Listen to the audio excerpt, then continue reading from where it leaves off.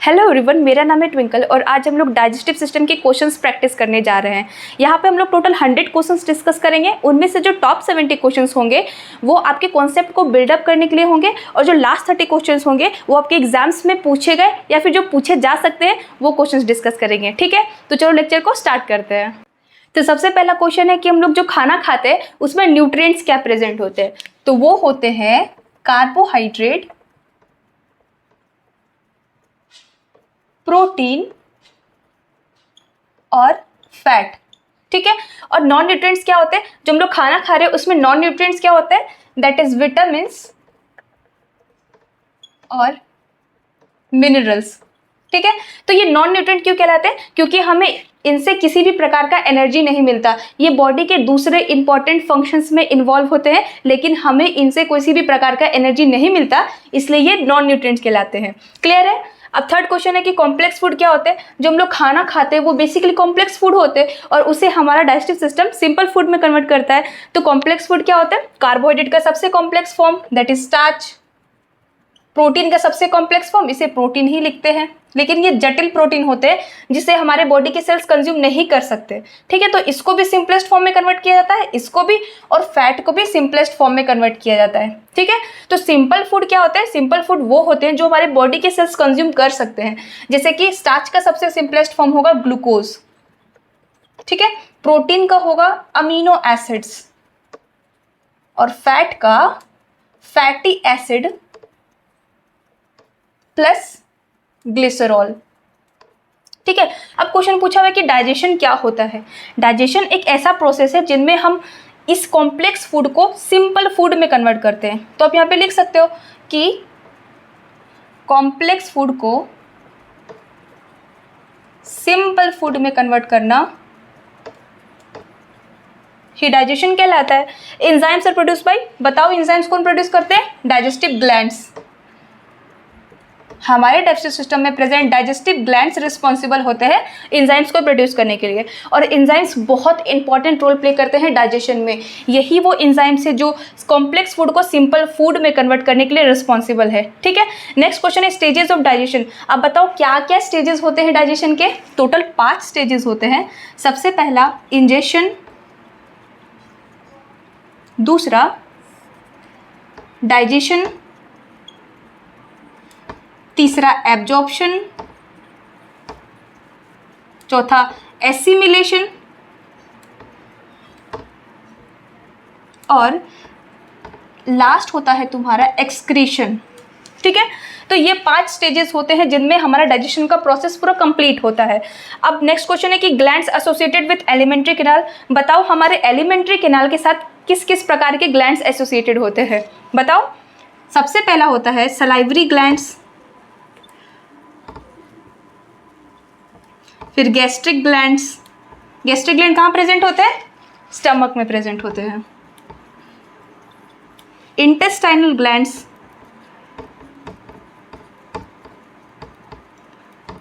और liver, pancreas, ये सारे भी ग्लैंड्स हैं जो हमारे एलिमेंट्री कैनाल के साथ एसोसिएटेड होते हैं। ठीक है, अब नेक्स्ट क्वेश्चन है anterior opening of alimentary canal. जैसे ये पूरा आपका एलिमेंट्री कैनाल है ना, आपका पूरा एलिमेंट्री कैनाल का एंटीरियर ओपनिंग क्या होता है? मतलब ऊपरी भाग का जो ओपनिंग है वो क्या कहलाता है? बताओ। वो होता है हमारा माउथ।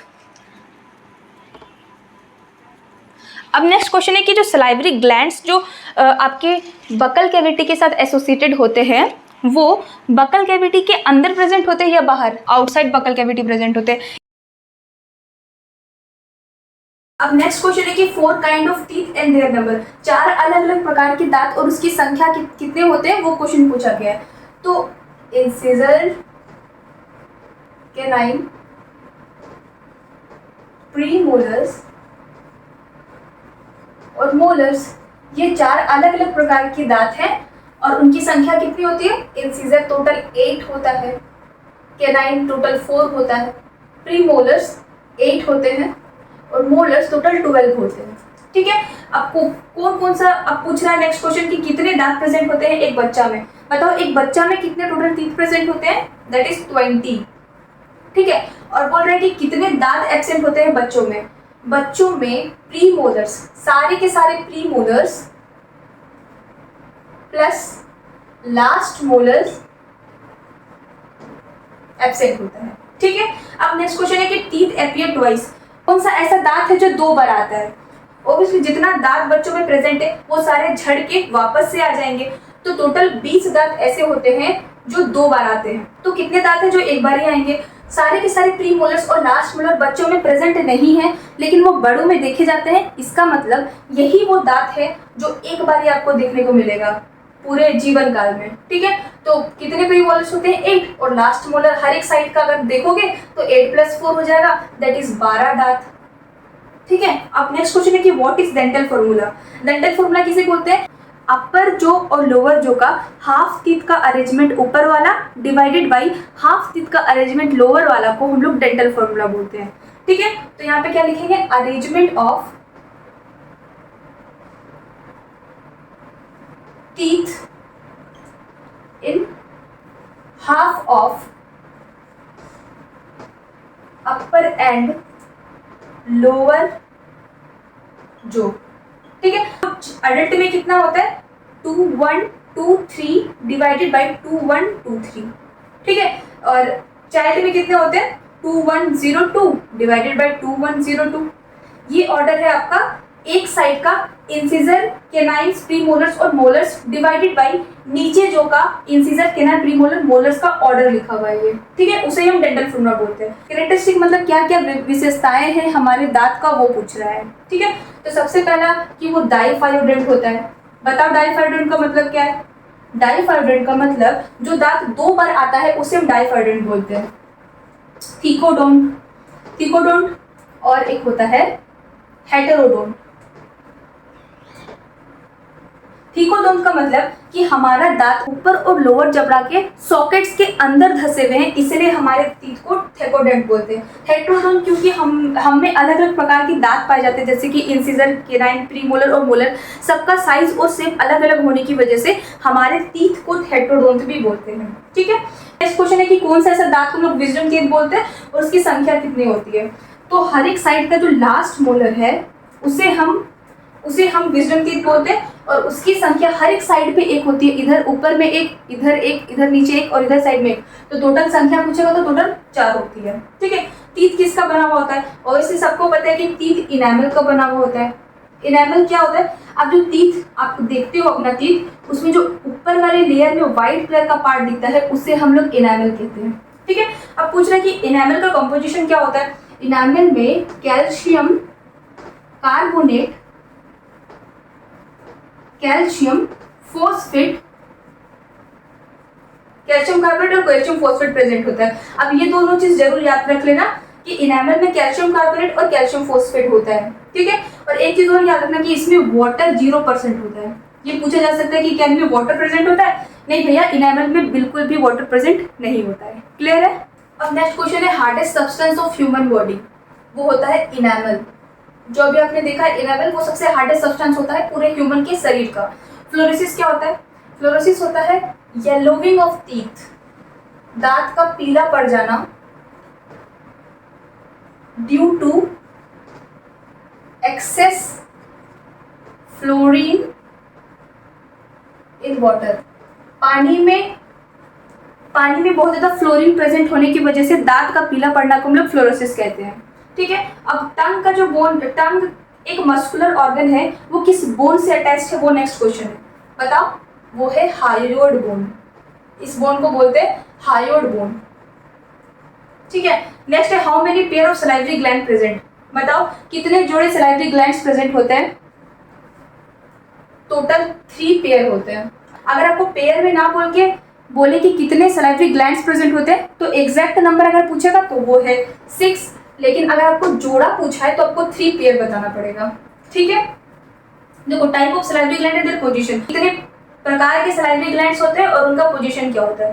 देखो 3 अलग अलग प्रकार के होते हैं और तीनों जोड़े में प्रेजेंट होते हैं, इसलिए टोटल हम लोग बोलते हैं 6 सलाइवरी ग्लैंड्स प्रेजेंट है।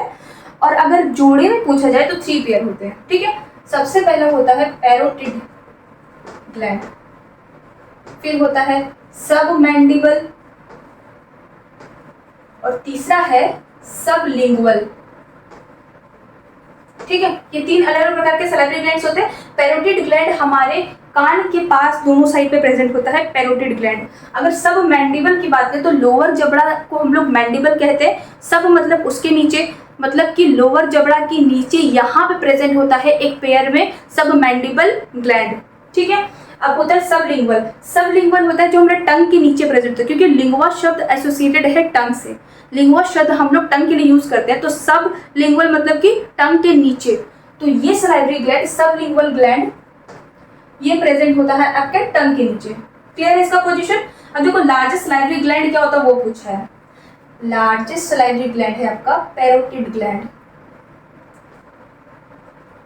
और 70 to 75% saliva formed by which gland. अब देखो यहाँ पे लोगों को कंफ्यूजन होता है कि लार्जेस्ट सलाइवरी ग्लैंड जो होगा वही सबसे ज्यादा सलाइवा बना रहा होगा, लेकिन ऐसा नहीं है। यहाँ पे जो सबसे लार्जेस्ट सलाइवरी ग्लैंड है वो मैक्सिमम सलाइवा नहीं बनाता है। ये सब मैंडिबल ग्लैंड, सब मैंडिबल ग्लैंड सबसे ज्यादा सलाइवा बनाता है, दैट इज 70 to 75% बनाता है, ठीक है। नेक्स्ट क्वेश्चन है कि सलाइवा का पीएच कितना होता है, दैट इज 6.8। याद रखना ये बहुत इंपॉर्टेंट है, सलाइवा का पीएच होता है 6.8। अब कॉम्पोजिशन ऑफ सलाइवा पूछे कि सलाइवा में क्या क्या प्रेजेंट होते हैं, सलाइवा या सलाइवरी जूस में क्या प्रेजेंट होते हैं, ये नेक्स्ट क्वेश्चन है। इनमें पानी प्रेजेंट होता है मैक्सिमम अमाउंट में, दैट इज 99% तो इनमें पानी प्रेजेंट होता है, प्लस इनमें कुछ आयंस प्रेजेंट होते हैं, सम आयंस, जैसे कि अगर बात करें Na+Cl- HCO3- that is bicarbonate ion, potassium ion, ये सारे आयंस प्रेजेंट होते हैं आपके सलाइवा में, ठीक है। और कुछ एंजाइम्स प्रेजेंट होते हैं, दो प्रकार के एंजाइम्स प्रेजेंट होते हैं। सबसे पहला है आपका सलाइवरी अमाइलेज, जिसको हम लोग दूसरे शब्दों में टाइलिन भी बोलते हैं, और एक होता है लाइसोसोम, और एक होता है लाइसोसोम, ठीक है। तो क्या हो गया, कॉम्पोजिशन आपको क्लियर हो गया होगा। अब नेक्स्ट क्वेश्चन है कि जो सलाइवरी अमाइलेज ये टाइलिन है ना, इसका फंक्शन क्या है माउथ में। इसका फंक्शन होता है जो कार्बोहाइड्रेट हमने कंज्यूम किए हैं खाना के द्वारा, कॉम्प्लेक्स कार्बोहाइड्रेट जो हमने कंज्यूम किए हैं खाना के द्वारा, वो कॉम्प्लेक्स कार्बोहाइड्रेट को ये सिंपल फॉर्म में कन्वर्ट करता है। पूरा सबसे ज्यादा सिंपलेस्ट फॉर्म में नहीं कन्वर्ट करता है, उसको पार्सली डाइजेस्ट करके माल्टोस के फॉर्म में कन्वर्ट करता है, ठीक है। तो वो यहाँ पे लिखेंगे कि स्टार्च को in the presence of ptyalin enzyme and in the pH 6.8। अभी बता दें कि सलाइवा या सलाइवरी जूस का पीएच 6.8 होता है, तो इस पीएच में टायलिन स्टार्च को माल्टोस के फॉर्म में कन्वर्ट कर देता है, और ये माल्टोस एक प्रकार का डाइसेकेराइड है। क्लियर है। अब नेक्स्ट क्वेश्चन है कि कितना परसेंट स्टार्च कन्वर्ट हो जाता है माल्टोस में माउथ में, दैट इज 30%, ठीक है। पूरा का पूरा स्टार्च माल्टोस में कन्वर्ट नहीं होता, सिर्फ 30% स्टार्च ही माल्टोस में कन्वर्ट होता है। क्लियर है। फंक्शन ऑफ लाइसोसोम, अब आपने पढ़ा जो माउथ में सलाइवरी जूस रिलीज हो रहा है उसमें लाइसोसोम एंजाइम प्रेजेंट है, उसका फंक्शन क्या होता है। उसका फंक्शन होता है कि खाने के साथ जो जर्म्स या बैक्टीरिया आ जाते हैं उसको मार देने का, ठीक है। तो यहाँ पर लिखना किल बैक्टीरिया या germs comes along with food, ठीक है। खाने के साथ जो बैक्टीरिया या जर्म्स आ जाते हैं उन्हें मारने का काम होता है लाइसोसोम का, ठीक है। Which food in mouth parcel digestion, कौन से खाने का पार्सल डाइजेशन होता है, हमें अभी बताया कि यहाँ पे स्टार्च का पार्सल डाइजेशन हो रहा है, मतलब कि कार्बोहाइड्रेट का पार्सल डाइजेशन होता है। बाकी अनडाइजेस्टेड प्रोटीन बिल्कुल भी अनडाइजेस्टेड रह जाते हैं, और फैट या लिपिड अनडाइजेस्टेड रह जाते हैं, मतलब इनका किसी भी प्रकार का डाइजेशन हमारे माउथ में नहीं होता, ठीक है। बोलस किसे बोलते हैं, अब जो खाना जिसे हम च्यू करके पार करेंगे इसोफेगस या फूड पाइप में, उसे हम बोलस बोलते हैं, ठीक है। तो बोलस बेसिकली जिसे हम पार कर रहे हैं उस खाने में होगा क्या बताओ, उस खाने में होगा partially digested carbohydrate plus undigested protein और फैट। क्लियर है। तो बोलस हो गया आपका partially digested carbohydrate plus undigested protein और फैट। क्लियर है। Food transfer from mouth to stomach by process, अब किस प्रोसेस से खाना माउथ से लेकर स्टमक में जाता है, दैट इज, जल्दी बताओ, पेरिस्टालसिस, ठीक है।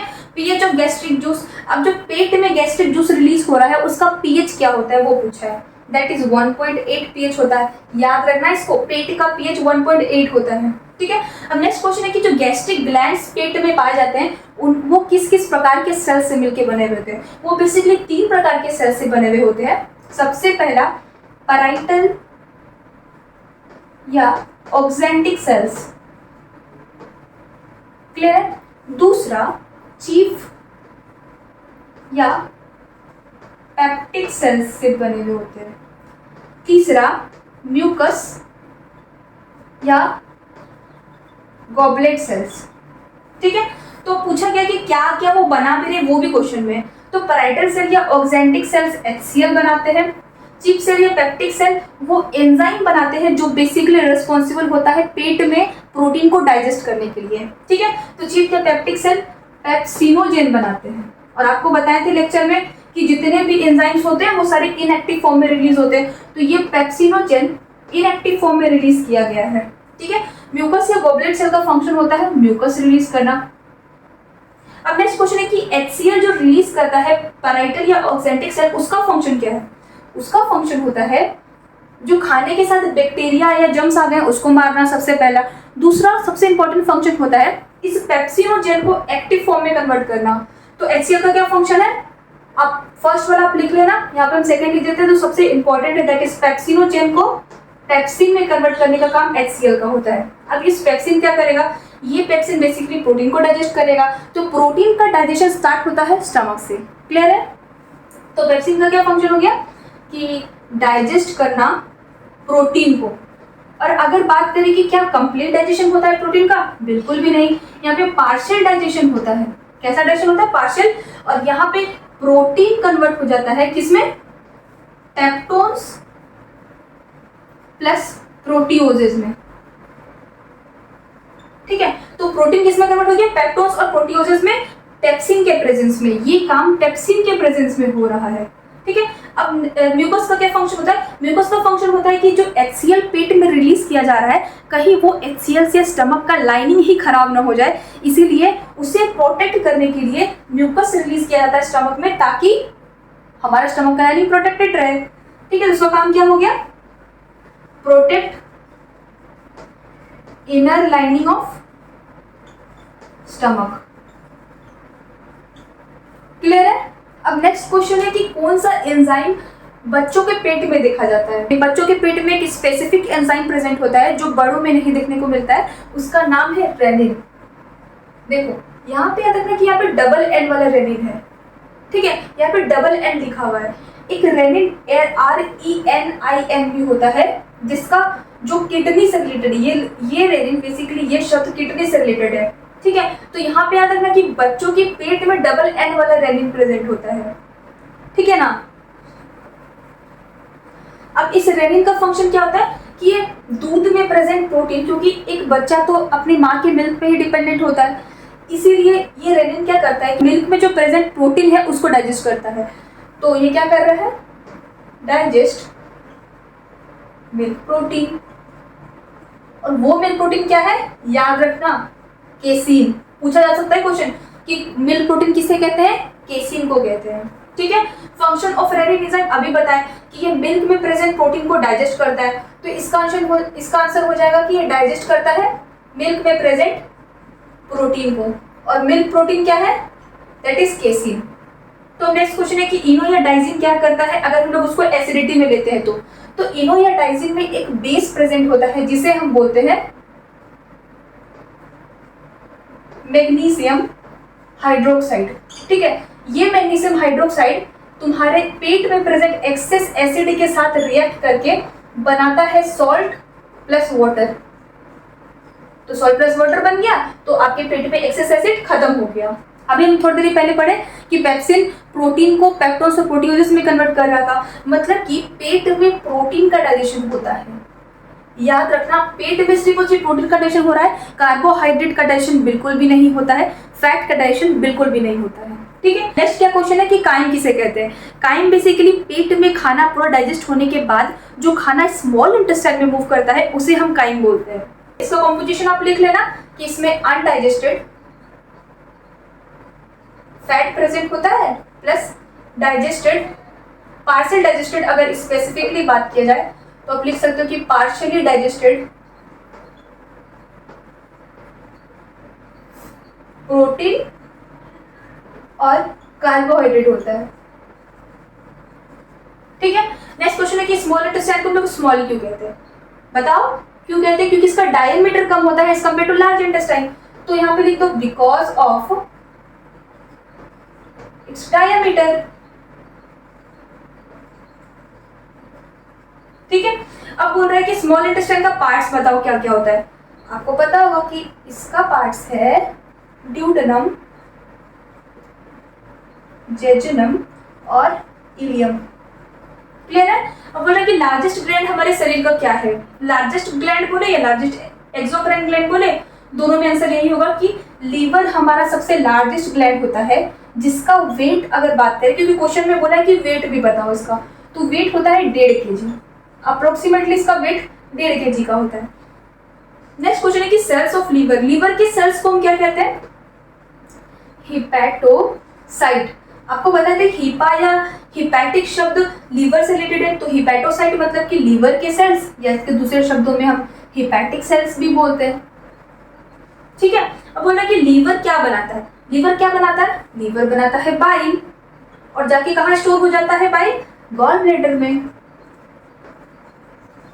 ठीक है, बोल रहा है कि बाइल जूस जो लीवर बना रहा है उसका नेचर क्या होता है? उसका नेचर होता है एल्कलाइन। इसको हम लोग बेसिक भी बोलते हैं, एल्कलाइन या बेसिक बोलो बात बराबर है। और अगर ये एग्जैक्टली आपको पूछे तो होता है 7.8। ठीक है, अब नेक्स्ट हम लोग पढ़ेंगे कि कॉम्पोजिशन ऑफ बाइल जूस क्या है। बाइल जूस में क्या क्या प्रेजेंट होते हैं? बाइल जूस में मैक्सिमम तो पानी ही प्रेजेंट होता है। बाइल सॉल्ट्स प्रेजेंट होते हैं। कौन कौन से बाइल सॉल्ट्स होते हैं बताओ जल्दी? दैट इज सोडियम बाइकार्बोनेट और सोडियम ग्लाइकोलेट। ठीक है, इनमें कोलेस्ट्रॉल होता है, बाइल पिगमेंट्स प्रेजेंट होते हैं।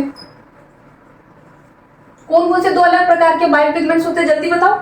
बिलीरुबिन और बिलीवर्डिन। ठीक है, और फोस्फोलिपिड्स प्रेजेंट होते हैं। ठीक है, ये कॉम्पोजिशन हो गया तुम्हारा बाइल जूस का।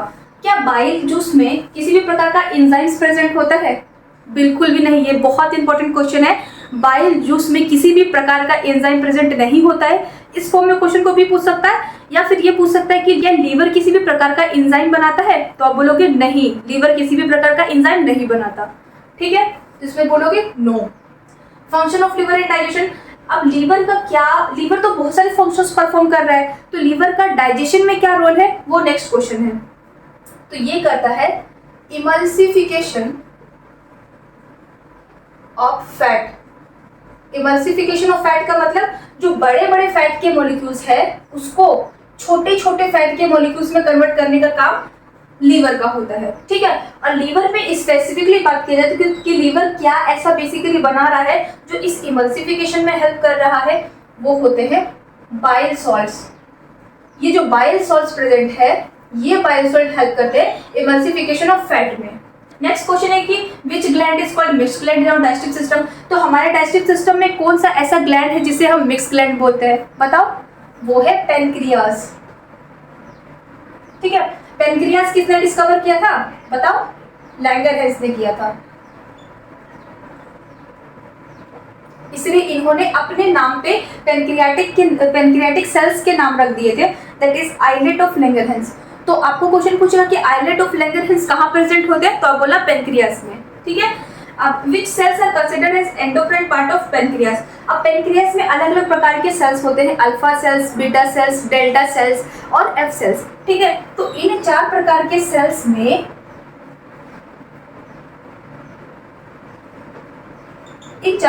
सेल्स में बेसिकली कौन सा ऐसा सेल्स है जो एंडोक्राइन पार्ट फॉर्म कर रहा है? ये 3 प्रकार के सेल्स एंडोक्राइन पार्ट कहलाते हैं। क्यों? क्योंकि ये तीनों रिस्पॉन्सिबल होते हैं हार्मोन बनाने के लिए। तो आपको क्वेश्चन पूछेगा कि कौन सा पार्ट एंडोक्राइन पार्ट कहलाता है, और तो क्या बोलोगे? अल्फा बीटा डेल्टा सेल्स बनाते हैं। ठीक है, इनमें जो एफ सेल्स प्रेजेंट होते हैं ये बेसिकली पेनक्रियाटिक जूस बनाने के लिए रिस्पॉन्सिबल है। ठीक है, क्लियर है? तो alpha beta delta sales endocrine part form कर रहे हैं। तो alpha beta delta sales endocrine part form कर रहे हैं। ठीक है, अब बोल रहा है कि कौन सा एंजाइम है जो हमारे पेनक्रियाज बनाते हैं। तो हमने भी पढ़ा कि पेनक्रियाज में एंडोक्राइन पार्ट भी है। अब एंडोक्राइन पार्ट हार्मोन बनाने के लिए रिस्पॉन्सिबल है और एक्सोक्राइन पार्ट भी प्रेजेंट है, जैसे कि एफ सेल्स। ये F sales basically pancreatic juice बना रहा है जिनमें बहुत सारे पेनक्रियाटिक एंजाइम्स प्रेजेंट होते हैं। अब इन पेनक्रियाटिक एंजाइम्स का नाम क्या है वही पूछा गया है यहाँ पे। सबसे पहला है पेनक्रियाटिक अमाइलेज, ठीक है। दूसरा है पेनक्रियाटिक लाइपेज और तीसरा है ट्रिप्सिनोजन। अब तीनों को फंक्शन भी जल्दी रिवाइज करा देते हैं। पेनक्रियाटिक अमाइलेज बेसिकली कार्बोहाइड्रेट पे एक्ट करता है। देखो हमने भी पढ़ा था कि स्टार्च 30% माउथ में डाइजेस्ट हो गया था, तो रिमेनिंग 70% स्टार्च का डाइजेशन ये पेनक्रियाटिक अमाइलेज करता है। ये क्या करता है कि 70% जो रिमेनिंग स्टार्च है उसको कन्वर्ट कर देगा माल्टोज में, ठीक है। और पेनक्रियाटिक लाइपेज का क्या फंक्शन है, ये बेसिकली जो फैट आपने बनाया था इमल्सिफाइड, इमल्सिफिकेशन कौन किया था बताओ जल्दी। इमल्सिफिकेशन आपके लीवर के बाइल सॉल्ट्स में किए थे, ठीक है। इस फैट को कन्वर्ट कर देता है डाइग्लिसराइड और मोनोग्लिसराइड में, क्लियर है। अब देखो इस ट्रिप्सिनोजन का फंक्शन क्या है। सबसे पहले ये ट्रिप्सिनोजन एक्टिव फॉर्म में कन्वर्ट होगा, दैट इज ट्रिप्सिन में कन्वर्ट होगा। अब ये ट्रिप्सिन पेप्टोन्स और प्रोटियोजेस, पेप्टोन्स प्रोटियोजेस क्या है, पेप्टोन्स और proteoses basically partially digested proteins है। पेप्टोन्स और प्रोटियोजेस को जो कि स्टमक में बने थे उसको कन्वर्ट कर देता है डाइपेप्टाइड्स में, क्लियर है। ड्यूडेनम से भी कुछ एंजाइम्स निकलते हैं। अब उन एंजाइम्स का क्या फंक्शन है वो यहाँ पे देखना है, ठीक है। सबसे पहला एंजाइम है डाइसैकेराइडेजेस। सबसे पहला एंजाइम होता है डाइसैकेराइडेजेस। अब डाइसैकेराइडेज क्या होता है, देखो किसी के भी पीछे एजेस लगा हुआ है ना तो मतलब वो एंजाइम होता है। डाइसैकेराइडेजेस बेसिकली डाइसैकेराइड्स को मोनोसैकेराइड्स में कन्वर्ट कर देता है, ठीक है। अब कौन कौन से डाइसैकेराइड है, अभी जो आपने डाइसैकेराइड पढ़ा वो क्या था, माल्टोज था। तो माल्टोज पे डाइसैकेराइडेजेस एक्ट करेगा। कौन वाला डाइसैकेराइडेजेस, दैट इज माल्टेज एक्ट करेगा और उसको ग्लूकोज प्लस ग्लूकोज में कन्वर्ट कर देगा, ठीक है। दूसरा डाइसैकेराइडेजेस क्या है, दूसरा डाइसैकेराइड क्या है, दैट इज सुक्रोज। तो सुक्रेजेस वो एंजाइम है जो सुक्रोज पे एक्ट करेगा और इसको ग्लूकोज प्लस फ्रुक्टोज में कन्वर्ट करेगा, ठीक है।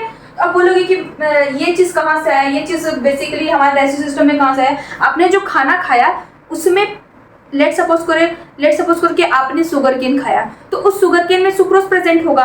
आपने जो नॉर्मल खाना खाया था उसमें स्टार्च प्रेजेंट था तो स्टार्च से आया माल्टोज, ठीक है। स्टार्च से क्या बना, माल्टोज बना। अगर आपने शुगर केन खाया होगा तो उसमें सुक्रोज प्रेजेंट होगा, जो इंटेस्टाइन से निकलने वाला सुक्रेज जो कि एक डाइसैकेराइडेजेस है उसके प्रेजेंस में सुक्रोज ग्लूकोज प्लस फ्रुक्टोज में कन्वर्ट हो जाएगा, ग्लूकोज प्लस फ्रुक्टोज में कन्वर्ट हो जाएगा, ठीक है। तो माल्टोज सुक्रोज हो गया। और क्या डाइसैकेराइड्स होते हैं, जैसे कि लैक्टोज लेक्टेजेस के प्रेजेंस में। अब बताओ कि लेक्टेजेस क्या है, लेक्टेजेस एक तरह का डाइसैकेराइडेजेस है और लैक्टोज एक तरह का डाइसैकेराइड है। इस पे एक्ट करता है ये एंजाइम और क्या किसमें कन्वर्ट कर देता है, ग्लूकोज प्लस गैलेक्टोज में कन्वर्ट कर देता है, क्लियर है। ये जितने भी एंजाइम्स है दैट इज माल्टेज, सुक्रेजेस, लैक्टेजेस, ये सारे के सारे डाइसैकेराइडेजेस हैं जो कि इंटेस्टाइन के द्वारा निकाला जाता है, क्लियर है। तो ये कार्बोहाइड्रेट का डाइजेशन हुआ। दूसरा होता है आपका डाइपेप्टाइड्स, दूसरा होता है आपका डाइपेप्टाइडेस। ये डाइपेप्टाइडेस किस पे एक्ट करेंगे, डाइपेप्टाइड्स पे एक्ट करेंगे। ये डाइपेप्टाइड्स को अमीनो एसिड्स में कन्वर्ट कर देता है, किसमें, अमीनो एसिड्स में कन्वर्ट कर देता है। और तीसरा निकलता है इंटेस्टाइनल लाइपेज, ठीक है। इंटेस्टाइन से निकलने वाला लाइपेज क्या क्या फंक्शन करेगा, ये बेसिकली डाई प्लस मोनोग्लिसराइड आपने जो बनाया था अभी, जो पेनक्रियास के एंजाइम्स ने बनाया था डाइग्लिसराइड और मोनोग्लिसराइड, इसको कन्वर्ट कर देगा फैटी एसिड प्लस ग्लिसरॉल में, ठीक है, देखो सबसे पहला क्वेश्चन क्लियर हो गया होगा आपको। Complete digestion takes place in, अब देखो जितना में भी स्टमक के बाद जितना भी रिएक्शंस हमने पढ़ा ना, वो सारे के सारे ड्यूडेनम वाले रीजन में होता है। ठीक है, next question, absorption of digested food takes place in, अब देखो डाइजेशन तो कंप्लीट, आपको क्वेश्चन पूछेगा कि कंप्लीट डाइजेशन कहाँ हुआ है, तो अब बोलना ड्यूडेनम वाले पार्ट में कंप्लीट डाइजेशन हुआ है। अब बोलेगा कि अब एब्जॉर्प्शन कहाँ कहाँ पे होता है, तो अब बोलना स्मॉल इंटेस्टाइन का जेजुनम प्लस इलियम वाले पार्ट से एब्जॉर्प्शन होता है। देखो इलियम वाले पार्ट से मैक्सिमम एब्जॉर्प्शन होता है, याद रखना, इस इलियम वाले पार्ट से मैक्सिमम एब्जॉर्प्शन होता है और जेजुनम वाले पार्ट से भी होता है, लेकिन इलियम वाले पार्ट से मैक्सिमम एब्जॉर्प्शन होता है। ठीक है, तो अब विलाई कहाँ प्रेजेंट होते हैं, देखो विलाई का काम होता है कि सरफेस एरिया इंक्रीज करना। सरफेस एरिया इंक्रीज करने से क्या होगा, उससे ये होगा कि हमारे खाना और ज़्यादा ब्लड स्ट्रीम में एब्जॉर्ब होंगे, और ज़्यादा स्मॉल इंटेस्टाइन में एब्जॉर्ब होंगे, और एब्जॉर्ब होने से क्या होगा, वो ब्लड स्ट्रीम में जाएंगे, हमारे सेल्स तक और खाना पहुंचेगा। तो हम क्या करते हैं कि स्मॉल इंटेस्टाइन के जिस पार्ट में एब्जॉर्प्शन होता है, उस पार्ट में हम लोग सरफेस एरिया को इंक्रीज करने के लिए विलाई बना देते हैं। स्मॉल इंटेस्टाइन में भी स्पेसिफिकली पूछे ना, तो आप बोलना जेजुनम प्लस इलियम वाले पार्ट में होता है। अगर ये दोनों में भी पूछे तो मैक्सिमम इलियम में प्रेजेंट होता है, याद रखना। वो पूछेगा कि विलाई मैक्सिमम कहाँ प्रेजेंट होता है, तो आप बोलना इलियम वाले पार्ट में प्रेजेंट होता है। क्लियर है, digested food of small intestine, अब स्मॉल इंटेस्टाइन में जो फूड को हम लोग कंप्लीट डाइजेस्ट किए हैं, उस फूड को हम लोग क्या बोलते हैं, काइल। ठीक है, अब जो खाना डाइजेस्ट नहीं हुआ है, जो एब्जॉर्ब नहीं हुआ स्मॉल इंटेस्टाइन में, वो खाना लार्ज इंटेस्टाइन में मूव कर जाता है, और लार्ज इंटेस्टाइन से बेसिकली उसको हम लोग बाहर निकाल देंगे। ठीक है, तो undigested unabsorbed food move to large intestine. अब हो रहा है कि पार्ट्स ऑफ लार्ज इंटेस्टाइन, बताओ कि लार्ज इंटेस्टाइन के कितने पार्ट्स हैं, 3 पार्ट है भैया। सबसे पहला सीकम, दूसरा कोलोन और तीसरा रेक्टम। ये तीनों पार्ट किसका है, लार्ज इंटेस्टाइन का। इस सब तीनों में सबसे लंबा पार्ट किसका होता है, कोलोन का होता है। ठीक है, नेक्स्ट क्वेश्चन है कि लार्ज इंटेस्टाइन का किस पार्ट को हम लोग हाउस ऑफ बैक्टीरिया बोलते हैं, दैट इज सीकम को बोलते हैं, क्योंकि सीकम में बहुत सारे बैक्टीरिया पाए जाते हैं। नेक्स्ट क्वेश्चन है कि किस प्रकार के बैक्टीरिया पाए जाते हैं सीकम में, दैट इज ई कोलाई। ठीक है, नेक्स्ट क्वेश्चन है कि सिम्बायोटिक रिलेशनशिप किसको बोलते हैं। सिम्बायोटिक रिलेशनशिप एक ऐसा रिलेशन है जिसमें दो अलग अलग स्पीशीज के लोग साथ में रह रहे हो और दोनों का फायदा हो रहा हो, ऐसे रिलेशन को क्या बोलते हैं, सिम्बायोटिक रिलेशनशिप। ठीक है, तो यहाँ पे ह्यूमंस के केस में किसके साथ देखा गया है, ह्यूमंस का ई कोलाई के साथ देखा गया है। ई कोलाई को रहने के लिए घर मिलता है, खाने के लिए फूड मिलता है, और इसमें ह्यूमन का क्या फायदा हो रहा है, ह्यूमंस को बेसिकली विटामिन बना के दे रहे हैं। समझ में आ गया सिम्बायोटिक रिलेशनशिप। नेक्स्ट क्वेश्चन है कि which kind of vitamin formed by E coli in caecum. अब जो सीकम में ई कोलाई रह रहे हैं, वो किस प्रकार का विटामिन बना के देते हैं, दैट इज विटामिन के एंड विटामिन B12। ठीक है, नेक्स्ट क्वेश्चन है कि कौन सा वेस्टिजियल ऑर्गन सीकम से अटैच होता है, बताओ, that is vermiform appendix attach होता है। ठीक है, तो वर्मीफॉर्म अपेंडिक्स एक ऐसा वेस्टिजियल ऑर्गन है जो सीकम से अटैच होता है। नेक्स्ट क्वेश्चन है कि फंक्शन क्या होता है लार्ज इंटेस्टाइन का, वाटर प्लस मिनरल्स का एब्जॉर्प्शन कराना। ठीक है, तो लार्ज इंटेस्टाइन क्या करती है, वाटर मिनरल्स का एब्जॉर्प्शन कराती है। अब जो खाना डाइजेस्ट नहीं हुआ, जो खाना एब्जॉर्ब नहीं हुआ, उसे हम क्या कहते हैं, उसे हम बोलते हैं फीसेस। इन फीसेस का टेम्पररी स्टोरेज कहाँ पे होता है, रेक्टम में होता है, याद रखना। इस फीसेस का टेम्पररी स्टोरेज हमारा रेक्टम में होता है। एक्सक्रीशन एक ऐसा प्रोसेस है जिसमें हम वेस्टफुल सब्सटेंस को बॉडी से एक्सक्रीट आउट कर देते हैं, दैट इज बॉडी से निकाल देते हैं एनएस के थ्रू। ठीक है, तो इसमें लिखना process of removal of faeces मतलब वही वेस्टफुल सब्सटेंस थ्रू एनएस। ठीक है, अब हम यहाँ से वो क्वेश्चंस करेंगे जो एग्जाम में पूछे गए हैं या पूछे जा सकते हैं। ठीक है, तो कौन सा प्रोटीन शुगर प्रेजेंट होता है मिल्क में, बताओ कौन सा प्रोटीन होता है, मिल्क में केसिन प्रोटीन प्रेजेंट होता है और शुगर लैक्टोज प्रेजेंट होता है। ठीक है, तो कौन सा आंसर होगा, ये। दूसरा क्वेश्चन है कि कौन सा ऐसा ऑर्गन है जो ग्लाइकोजन को ग्लूकोज में कन्वर्ट करता है और ब्लड को प्यूरिफाई करता है। देखो इसमें आप दो ऑप्शन में कंफ्यूज हो सकते हो। देखो लंग्स का ये फंक्शन नहीं है, इसे सबको पता है, ड्यूडेनम का ये फंक्शन नहीं है, सबको पता है। कंफ्यूजन किडनी और लीवर में हो सकता है। ठीक है, किडनी आप कैसे कंफ्यूज कर सकते हो, किडनी भी ब्लड से रिलेटेड होता है और लीवर भी होता है। तो देखो एक ऑप्शन देख के मत जल्दी टिक करना। यहाँ पे देखना कि ग्लाइकोजन को ग्लूकोज में कन्वर्ट करने का काम किसका है। बताओ कि हम आपको क्लास में ये चीज बताए थे कि ग्लाइकोजन का स्टोरेज लीवर में होता है। जो शरीर में एक्सेस न्यूट्रिएंट बच जाते हैं उसको लीवर ग्लाइकोजन के फॉर्म में कन्वर्ट करके स्टोर कर लेता है। और बॉडी में अगर उसका नीड है, अगर मान लो बॉडी में ग्लूकोज का नीड है, तो यही ग्लाइकोजन ग्लूकोज में कन्वर्ट हो जाएगा और बॉडी के नीड को कंप्लीट करेगा। ठीक है, तो ये रिलेटेड किससे है? लीवर से रिलेटेड है। याद रखना, ग्लाइकोजन का रिलेशन कहीं भी किडनी से नहीं होता भैया। ठीक है ना। अब नेक्स्ट क्वेश्चन है कि gland which does not release digestive enzyme. अब कौन सा ऐसा ग्लैंड जो डाइजेस्टिव एंजाइम रिलीज नहीं करता? वो है हमारा लीवर। कौन सा ऐसा ऑर्गन है जिसमें फिंगर लाइक आउटग्रोथ प्रेजेंट होता है, दैट इज विलाई प्रेजेंट होता है? अभी आपको बताएं कि स्मॉल इंटेस्टाइन में प्रेजेंट होता है। एसआई मतलब स्मॉल इंटेस्टाइन, एलआई मतलब लार्ज इंटेस्टाइन। ठीक है ना। देखो नेक्स्ट क्वेश्चन है कि फीकल मैटर को हम लोग रिमूव करते हैं एनएस के थ्रू, उस प्रोसेस को क्या बोलते हैं? उस प्रोसेस को एक्सक्रीशन बोलते हैं। अभी बताए थे आपको। या दूसरे शब्दों में हम लोग इसको इजेशन भी बोलते हैं, इजेशन भी कहते हैं। ठीक है ना। नेक्स्ट क्वेश्चन है कि गैस्ट्रिक ग्लैंड जो स्टमक में प्रेजेंट होता है वो एक एसिड बनाता है। वो कौन सा एसिड है? बताओ। HCl है भैया, हाइड्रोक्लोरिक एसिड है।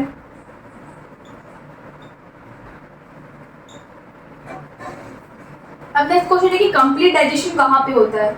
बताओ। अभी थोड़ी देर पहले बताते कि कंप्लीट डाइजेशन का प्रोसेस ड्यूडेनम में होता है। नेक्स्ट क्वेश्चन की बकल कैविटी में किस न्यूट्रिएंट का डाइजेशन स्टार्ट होता है? बताओ। कार्बोहाइड्रेट का स्टार्ट होता है। कार्बोहाइड्रेट बेसिकली पार्शियली डाइजेस्ट होता है माउथ में ही, 30% डाइजेशन होता है, लेकिन माउथ से स्टार्ट हो जाता है ना। नेक्स्ट क्वेश्चन है कि म्यूकस का रोल क्या होता है? स्टमक में प्रेजेंट म्यूकस सेल्स है, वो म्यूकस को बनाते हैं और उन म्यूकस का फंक्शन क्या होता है? बताया था अभी थोड़ी देर पहले कि म्यूकस प्रोटेक्ट करते हैं लाइनिंग ऑफ स्टमक को। स्टमक के लाइनिंग कहीं स्टमक आपका HCl से डैमेज ना हो जाए, इसलिए ये म्यूकस और गॉबलेट सेल रिलीज करते हैं म्यूकस को। ठीक है, to protect the lining of stomach. Next question है what is the longest organ of digestive system? पूरा डाइजेस्टिव सिस्टम आपने देखा, उसमें सबसे लंबा भाग क्या था? सोचो। सबसे लंबा तो स्मॉल इंटेस्टाइन, उसका लेंथ सबसे बड़ा था ना। लार्ज इंटेस्टाइन के कंपेयर में भी स्मॉल इंटेस्टाइन का लेंथ काफी बड़ा था, इसलिए इसका आंसर होगा स्मॉल इंटेस्टाइन। नेक्स्ट क्वेश्चन की कौन सा ऐसा ग्लैंड है जो इंसुलिन बनाता है? अभी आपने पढ़ा कि पेनक्रियाज में अल्फा, बीटा, डेल्टा और एफ सेल्स प्रेजेंट होते हैं और ये सारे के सारे हार्मोन बनाते हैं, पढ़ा था अभी। अब इनमें जो बीटा सेल्स होते हैं वो इंसुलिन बनाते हैं। ठीक है, तो पेनक्रियाज के बीटा सेल्स इंसुलिन बना रहे हैं, तो क्वेश्चन पूछेगा कि कौन सा ग्लैंड बनाता है इंसुलिन, तो आप बोलोगे पेनक्रियाज। ठीक है, अब देखो ये बहुत इंपॉर्टेंट क्वेश्चन है कि पीएच किस प्रकार से चेंज होता है माउथ से एनस तक। बहुत इंपॉर्टेंट क्वेश्चन है, ध्यान से सुनना। माउथ में पीएच हमने क्या पढ़ा था? 6.8। फिर स्टमक में हमने 1.8 पीएच देखा था। फिर आपने अगर देखोगे, अगर ड्यूडेनम वाले एरिया का देखोगे, चाहे आप पेनक्रियाज की बात करो, चाहे आप लीवर की बात करो, सबका पीएच एल्कलाइन होता है, दैट इज बेसिक पीएच होता है। और सबका पीएच अगर एग्जैक्टली लिखे तो वो 7.8 होता है। इट मीन्स कि पहले स्लाइटली एसिडिक, फिर एसिडिक, फिर एल्कलाइन या बेसिक। ठीक है, तो आपको पूछेगा तो क्या लिखोगे? एसिडिक से लेकर आपका पीएच चेंज होता है बेसिक में या फिर एल्कलाइन में। ठीक है ना। ऑप्शन में आप क्या टिक करोगे कि पीएच चेंज होता है एसिडिक से लेकर अल्कलाइन में। ठीक है, अब नेक्स्ट क्वेश्चन है कि कौन सा स्टेटमेंट करेक्ट है? सबसे पहला ऑप्शन कि assimilation of food takes place in large intestine. नहीं भैया, किसी भी प्रकार का एसिमुलेशन तो लार्ज इंटेस्टाइन में नहीं होता, तो ये गलत है। दूसरा, क्या लार्ज इंटेस्टाइन में फिंगर लाइक प्रोजेक्शंस प्रेजेंट होते हैं? नहीं, finger like projections that is villi तो स्मॉल इंटेस्टाइन का फीचर है ना, तो ये भी गलत है।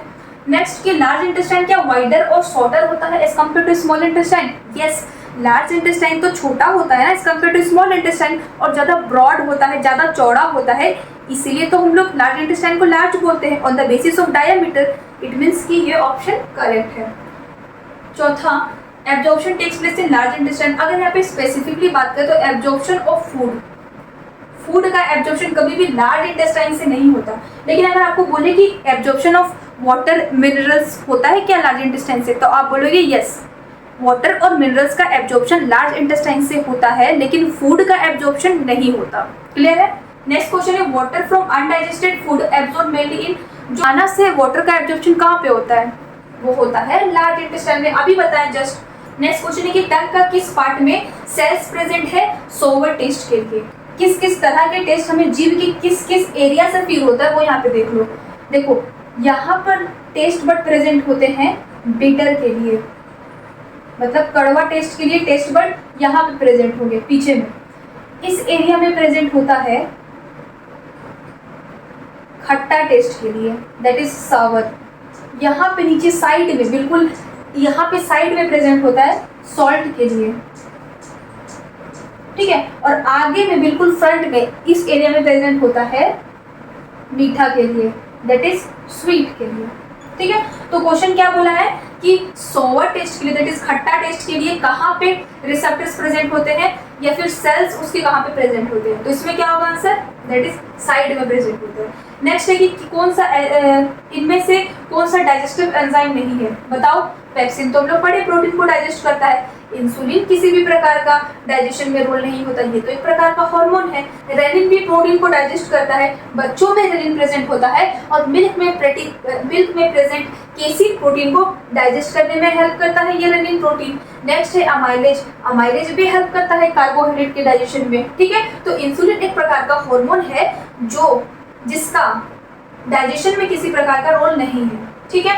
अब लीवर किस चीज का रिच सोर्स है, मतलब लीवर में क्या भर भर के प्रेजेंट है वो बताना है। क्या उसमें शुगर प्रेजेंट होता है, नहीं। क्या उसमें मिनरल्स प्रेजेंट होता है, नहीं। प्रोटीन भी कई थोड़े से अमाउंट में प्रेजेंट होता है, लेकिन बोल रहा है कि रिच सोर्स किसका है, तो रिच सोर्स होता है फैट सोल्यूबल विटामिन का। ये आपको क्लास में बताए थे कि लीवर फैट सोल्यूबल विटामिन को स्टोर करता है, that is vitamin A D E K. A D E के विटामिन फैट सोल्यूबल होते हैं, वो स्टोर होते हैं हमारे लीवर में, ठीक है। क्वेश्चन है कि प्रीमोलर्स कितने प्रेजेंट होते हैं अडल्ट में और चाइल्ड में। अभी थोड़ी देर पहले बताए थे कि प्रीमोलर्स अपर जो के एक साइड में 2 प्रेजेंट होता है, तो अगर चारों साइड देखें तो टोटल मिला के 8 हो जाएगा, और चाइल्ड में प्रीमोलर्स तो एब्सेंट होते हैं, ठीक है। तो क्या आंसर हो गया बी। क्वेश्चन है कि कौन सा इसमें से डाइजेस्टिव एंजाइम नहीं है। ट्रिप्सिन तो अभी आपने पढ़ा कि ये प्रोटीन को डाइजेस्ट करने वाला एंजाइम है और पेनक्रियास से निकलता है। गैस्ट्रिक के बारे में भी होल्ड करो। टाइलिन आपने पढ़ा माउथ में, जिसको हम लोग सलाइवरी अमाइलेज भी बोलते हैं, और ये कार्बोहाइड्रेट का डाइजेशन करता है माउथ में। पेप्सिन भी स्टमक में प्रेजेंट होता है, ये भी प्रोटीन का डाइजेशन में हेल्प करता है। तो कौन सा ऐसा इसमें से है जो डाइजेस्टिव एंजाइम नहीं है, that is B, gastrin. Gastrin एक हार्मोन है जो स्टमक के द्वारा रिलीज किया जाता है, ये एक डाइजेस्टिव एंजाइम नहीं है। नेक्स्ट क्वेश्चन की अपेंडिक्स एक प्रकार का वेस्टिजियल ऑर्गन है, वो किसके साथ अटैच्ड होता है, दैट इज सीकम के साथ अटैच होता है। देखो अब वेस्टफुल सब्सटेंस को हम लोग क्या बोलते हैं, फीसेस बोलते हैं। फीसेस को बाहर निकालने से पहले टेम्पररी किस ऑर्गन में स्टोर किया जाता है, बताओ। रेक्टम में स्टोर किया जाता है, अभी पढ़े थे रेक्टम में स्टोर किया जाता है। Protein and fat do not digest in, देखो प्रोटीन और फैट का किस ऑर्गन में डाइजेशन बिल्कुल भी नहीं होता है, ये बताना है। क्या ड्यूडनम में नहीं होता, भैया ड्यूडनम में तो सारे न्यूट्रिएंट्स का डाइजेशन, भैया ड्यूडनम में तो सारे न्यूट्रिएंट्स का डाइजेशन होता है। क्या स्टमक में नहीं होता, स्टमक में प्रोटीन का तो डाइजेशन होता है, एक का भी डाइजेशन हो रहा होगा तो हम लोग उसको टिक नहीं करेंगे, ठीक है। अब सी ऑप्शन है बकल कैविटी। बकल कैविटी में हम जानते हैं सिर्फ और सिर्फ कार्बोहाइड्रेट का पार्शियल डाइजेशन होता है, वहाँ पे ना तो प्रोटीन का डाइजेशन होता है ना ही फैट का डाइजेशन होता है, इसलिए C will be the correct answer. Next question की पीएच ऑफ सलाइवा अप्रोक्सीमेटली कितना होता है, बताओ। बकल कैविटी में प्रेजेंट सलाइवा का पीएच कितना होता है, हम लोग पढ़े थे स्लाइटली एसिडिक होता है। स्लाइटली एसिडिक मतलब कि 6.8, क्योंकि हम लोग जानते हैं कि 7 न्यूट्रल पीएच होता है, 7 से अगर कम होगा तो वो एसिडिक नेचर को शो करेगा, और 7 से ज्यादा होगा तो वो अल्कलाइन या बेसिक नेचर को शो करेगा, ठीक है। नेक्स्ट क्वेश्चन है कि स्टमक में प्रोटीन कन्वर्ट होता है पेप्टोन्स में, ठीक है, किसके द्वारा कन्वर्ट होता है, ट्रिप्सिन के द्वारा। भैया ट्रिप्सिन तो प्रेजेंट ही नहीं होता स्टमक में, क्या HCl के द्वारा होता है। HCl का तो काम होता है जर्म्स को किल करना जो खाने के साथ आया है, और दूसरा फंक्शन होता है पेप्सिनोजेन को एक्टिवेट करना, पेप्सिन में कन्वर्ट करना, तो इसका भी फंक्शन ये नहीं है। म्यूकस का फंक्शन होता है स्टमक के लाइनिंग को बचाना, तो क्या हो गया पेप्सिन। नेक्स्ट क्वेश्चन है कि next question bile juice temporary store in, bile juice का टेम्पररी स्टोरेज कहाँ पे होता है। अगर आपको पूछे कि बाइल जूस बनता कहाँ है तो वो लीवर में बनता है, लेकिन स्टोर गॉल ब्लैडर में होता है, ठीक है। नेक्स्ट क्वेश्चन की किस मूवमेंट के द्वारा बोलस माउथ से स्टमक पे पास होता है? बताओ, ये तो सबसे सिंपल है, दैट इज पेरिस्टालसिस। तो आइलेट ऑफ लैंगरहैंस कहाँ प्रेजेंट होता है? अभी आपको थोड़ी देर पहले बताए थे कि पेनक्रियास को डिस्कवर करने वाले थे लैंगरहैंस, एंड उन्होंने अपने नाम पे पेनक्रियास के सेल्स का नाम रखा था, that is islet of Langerhans. ठीक है, तो कोई पूछे आइलेट ऑफ लैंगरहैंस कहाँ प्रेजेंट होता है? पेनक्रियास में प्रेजेंट होता है। Next question, simplest form of fat. Fat को अगर हम लोग कंप्लीट डाइजेस्ट करते हैं तो उसका सिंपलेस्ट फॉर्म क्या होता है? बताओ, फैटी एसिड और ग्लिसरॉल। अमीनो एसिड किसका सिंपलेस्ट फॉर्म है? प्रोटीन का। ग्लूकोज स्टार्च का सिंपलेस्ट फॉर्म है। तो फ्रुक्टोज कब बनता है? जब सुक्रोज कन्वर्ट हो जाता है ग्लूकोज प्लस फ्रुक्टोज में। ठीक है, तो आप बोल सकते हो कि सुक्रोज से बनता है फ्रुक्टोज, सुक्रोज से फ्रुक्टोज और ग्लूकोज दोनों बनता है। ठीक है, लास्ट क्वेश्चन है कि कौन सा ऐसा पार्ट एलिमेंट्री कैनाल का जिसमें किसी भी प्रकार का डाइजेस्टिव फंक्शन नहीं होता है? इसमें से बताओ, क्या बकल कैविटी में कोई डाइजेस्टिव फंक्शन नहीं होता? ऑब्वियसली होता है भैया, कार्बोहाइड्रेट का डाइजेशन तो होता है यहाँ पे। इसोफेगस में नहीं होता? यस, इसोफेगस में किसी भी प्रकार का डाइजेस्टिव एक्टिविटी नहीं होता है, याद रखना। ठीक है, नेक्स्ट है स्टमक। क्या स्टमक में नहीं होता? भैया स्टमक में तो प्रोटीन का डाइजेशन होता है। स्मॉल इंटेस्टाइन में भी ड्यूडेनम वाले एरिया में डाइजेशन होता है, तो करेक्ट ऑप्शन क्या होगा? इसोफेगस। अगर आपको ये वीडियो पसंद आया होगा तो प्लीज सब्सक्राइब करें मेरे चैनल को और अपने दोस्तों के साथ भी शेयर करें। Thank you, bye bye.